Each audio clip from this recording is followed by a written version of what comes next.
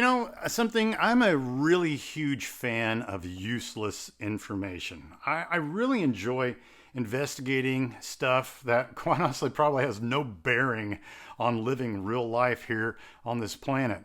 I just enjoy the idea of like researching and getting to know things that are probably typically useless to most people.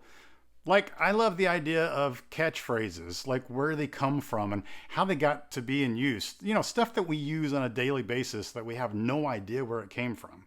Take, for example, the catchphrase "as dead as a doornail." It's something we say and honestly have no idea where it came from. But the reality is that this phrase has been around for a long time, probably all the way back to the 14th century, and that is a very, very long time. A doornail was a thick, flat-headed nail that was used on doors, and they did it for strength, to strengthen the door. Once the nail was driven through the door, the pointy end, which would be on the other side of the door, would be hammered flat up against the door on the other side, making it, apparently, dead. Also, the phrase crocodile tears. That's another saying that's been around for a long time, since probably around the 15th century.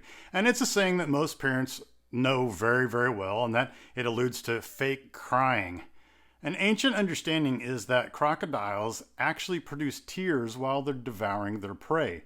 Their glands produce these tears to keep anything out of the eye, but definitely not for emotional purposes. Another saying is probably one of my favorites. It's "Saved by the Bell," which is also a classic TV show, but that's for another time. This phrase probably actually became popular from boxing. The sport boxing?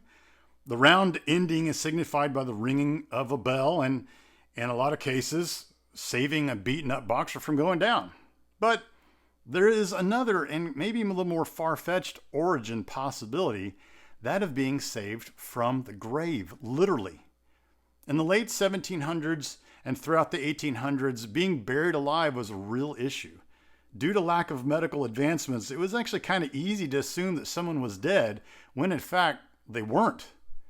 There were several patents made for devices attached to coffins to prevent being buried alive, all the way from 1800 to as late as 1955. In most of these patents, a rope would be attached to the inside of the coffin and run up through the ground to the bell above. If you suddenly woke up from your coma and noticed that you were lying flat in a box, well, just grab the rope and ring the bell. That's probably not the origin, but nonetheless funny. There's another catchphrase that's kind of popular in our culture. It's the catchphrase "scapegoat," which is actually a word that's comprised of two words. You've got goat, and then you've got scape, which is short for escape. So literally it means the goat that escaped, or the goat that got away. It basically alludes to the idea that someone is going to take the blame for something that somebody else did. So that person would become the scapegoat. Now, in my first mini talk video, I taught about Yom Kippur, and that it is the day of atonement, or covering up our failures and our sins. And in that video, I talked about all these different animals, and specifically two goats. And these two goats would be used, and one of them would be used as the scapegoat. But I didn't go into like real super detail about that specifically. So I thought we would go back to Leviticus 16 and kind of talk about it a little further. And by the way, these instructions and directions that we find in Leviticus 16, they're not man-made.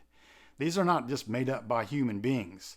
These instructions are coming directly from God himself, because these are instructions and directions that we have to do, they had to do in those times, to cover for failure. So the priest used a young bull, a ram, and then two goats. Remember these guys? The young bull was offered for the priest's sins. In this case, it was Aaron. So the young bull was an offering for his sins. And then there was this ram, and the ram was an offering and used as an offering for burnt offering, which was kind of the typical generic daily offering. And then we come to these two goats. They were both male goats, and they both are very, very similar. And they were brought in front of the tabernacle, and Aaron would then cast lots on these two goats. So in our days, we probably would see it like, throwing dice or maybe flipping a coin. It's basically the same idea. Which one of these goats would be used as a sacrifice for the sin offering for the people, and then which one would be established as the scapegoat. And once they figured that out, Aaron would then take that scapegoat, this goat, he would place his hands on it, and he would verbally confess the failures of all the people in general, not every person's specific sin. That would take forever. But what he was essentially doing was he was transferring the sin, the failures from all of the people now onto this goat. Now, in the original Hebrew, there's this word. The word is Azazel. And it's in some of our modern translations, and some they kind of leave it out because it's a little confusing. Because Azazel is kind of a strange word. It can mean a specific person, it could mean a specific place, and honestly, we really don't know what it means. We have a goat that's meant for the Lord, right? And that goat is going to be the sacrifice. The other goat, the scapegoat, is meant for Azazel.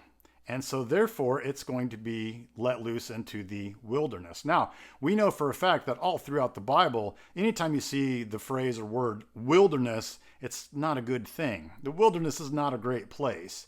It's also kind of known as the desert, right? A place where like nothing grows and it's just a bad place. They kind of see it as like where the wild things are, right? Or maybe more along the lines of like the things that are unholy, they belong in the wilderness.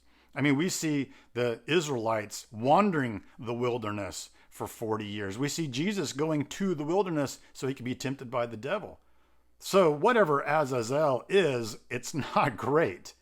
And this scapegoat is taking the sins of the people into the wilderness, the failures of the people into the wilderness where failures belong.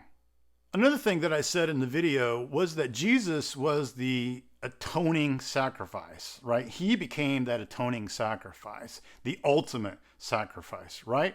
So he became the cure for the sin problem, which was actually more of a disease. Because the Day of Atonement, Yom Kippur, really was more like a Band-Aid covering the disease. It didn't really go away. Jesus came as a sacrifice, and he actually cured the problem. So he was the sacrifice, but he was actually also the scapegoat as well. Now, he wasn't really referred to as a goat unless he was the goat in all caps. See what I did there? Anyway.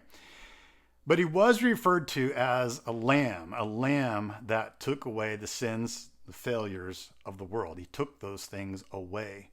And that's found in John chapter 1. This guy named John the Baptizer uttered them. There he was, the lamb. He was going to take the sins away. So Jesus was the ultimate sacrifice, that's for sure, and he cured the sin problem. But he was also the scapegoat because he took our failures and our sins to the wilderness or the grave. So instead of us having to take our own failures with us throughout our lives to our graves, Jesus took them to the grave for us.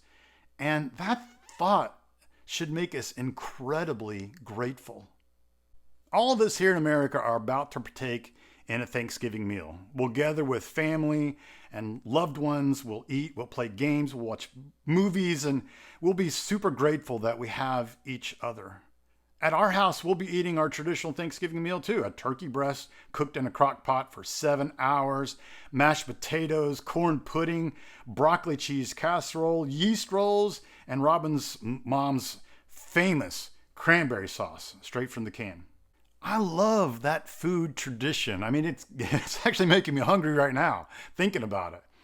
I mean, that day and that meal, which will be tomorrow, is all about being thankful and grateful. And we've got a lot to be grateful for here in America. We have our country, number one. We have our freedom. We have our family. We have our loved ones. We have our jobs, and etc. But there are a lot of people in this world, and actually some people even in our own country, that don't have any of those things. So instead of being mindful or thankful or grateful for the material things, and those things are great, okay, they're great, maybe we should just take a step deeper and really be mindful and thankful and grateful for the fact that we don't have to live our lives. We don't have to go through life knowing that we've got to take all of our failure and our blame and our sin to our own graves. Jesus did that already.